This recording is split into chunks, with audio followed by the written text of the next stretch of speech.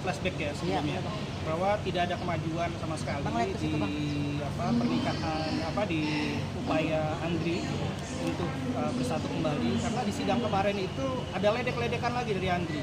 Andri menunjukkan sifat yang buat kami tidak mengerti, tidak dewasa atau bagaimana, atau ingin mempush psikologis Nyai.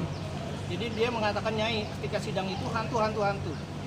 Nyai pun untung Nyai sekarang kami sudah tidak terprovok, tapi kami senang ketika Andri melakukan seperti itu, karena itu adalah fakta persidangan yang mengasih lihat watak aslinya dia. Itu sidang kemarin. Kalau sidang hari ini tentang pembuktian, mungkin Pak Dika ya. Oke. Jadi hari ini hasilnya adalah tentang kesaksian dia menghadirkan 2 orang saksi, satu adik kandungnya sendiri, yang kedua karyawan bengkel. Ini aneh sekali, dia hadirkan saksi yang adik kandungnya sendiri itu tidak tahu apa-apa, tidak ada membuktikannya ini merupakan masih melakukan ritual sebagaimana tujuannya dia, ya kan? Karena harusnya kan dibuktikan kan, tujuan dia itu harus dibuktikan dengan bukti-bukti berupa saksi. Tidak ada membuktikan dengan saksi, Nyai tetap melakukan ritual, tetap menggunakan obat-obatan atau narkotika sampai sekarang. Tidak ada buktikan itu. Saksi yang dihadirkan adiknya itu tidak tahu apa, sama sekali tidak tahu apa. Taunya hanya bahwa sudah bisa ranjang. Apa sebabnya? Ditanya, apa sebabnya saksi? Tidak tahu juga. Terus yang lucunya lagi tentang saksi yang kedua ini bengkelnya, justru menguntungkan pihak Bu Roro.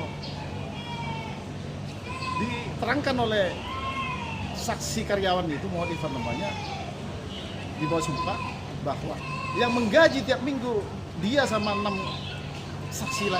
karyawan lainnya adalah Bu Roro. Kemudian ditanya apa menguntungkan bengkelnya, dia tidak tahu. Kan ada klaim dari pihak Andri bahwa setelah meninggal Bu Roro justru bangkrut. Justru menguntungkan itu yang menggaji si Bu Roro begitu. Begitu tentang hasil sidang hari ini ya, saksinya. Bang, Roro sendiri nggak hadir? Ya, dianggap tidak penting buat si Nyai. Nyai kira pasti saksinya tak ada yang berbobot, tidak akan yang mendukung bantahan-bantahannya dia sebagaimana surat jawabannya itu. Dia yakin bahwa tidak mungkin saksinya mendukung, itu bohong semua, itu bantahan-bantahan. Akhirnya terbukti kan tadi kan, tidak ada yang mendukung klaim-klaimnya secara sepihak si Andri ini, tidak ada. Malah justru menguntungkan kami saksi-saksinya si pihak Andri ini tergugat ini. Satu ini menarik, dia kawin sebanyak 3 kali. Kawin pertama punya anak 4, kemudian cerai. Saya pertanyakan, anaknya ikut siapa? Ikut bapaknya, ikut ibunya, mohon maaf. Terus yang kedua saya pertanyakan, istri yang kedua kan cerai itu, kemudian menikah lagi. Istri yang kedua punya anak 2, kemudian ditanyakan oleh kami, setelah cerai ikut siapa? Ikut ibunya. Kemudian pertanyaan saya ke adik kandungnya itu, apakah bapaknya itu terhadap anak-anaknya 6 orang itu sampai sekarang masih tanggung jawab memberikan nafkah harian, sekolah, pendidikan, segala macam? Dijawabnya tidak tahu.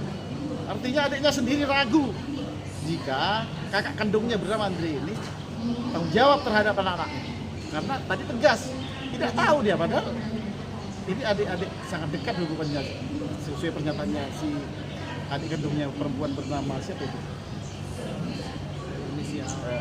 Lupa kan? Nah itu. Bang, itu orang yang saksian bengkel itu orang yang kasih kemarin katanya ngasih tahu sama baru dulu, yang katanya dia bagaimana atau orang yang berbeda? Orang yang berbeda.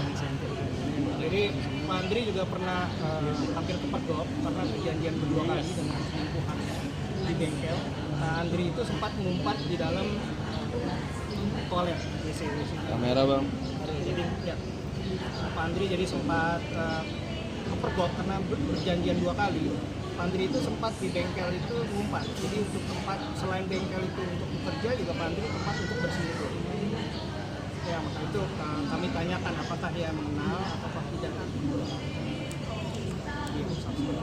Jawabannya Dia mengatakan tidak tahu, tapi saya juga ragu dengan orang bengkel ini karena mengatakan tidak pernah tutup cemong itu. Sementara Pak Andri sendiri di media mengatakan cemong itu tutup, rugi, bangkrut lah istilahnya sebelum ketemu Nyai. Nyai itu membiayai cemong itu tahun 2022. Sebelum itu sudah tutup, jadi peralatan semua sudah dibereskan. Jadi saya agak tidak percaya dengan saksi ini karena dia bertentangan dengan Pak Andri sendiri di dalam pernyataan di media-media yang menyatakan cemong itu sudah tutup.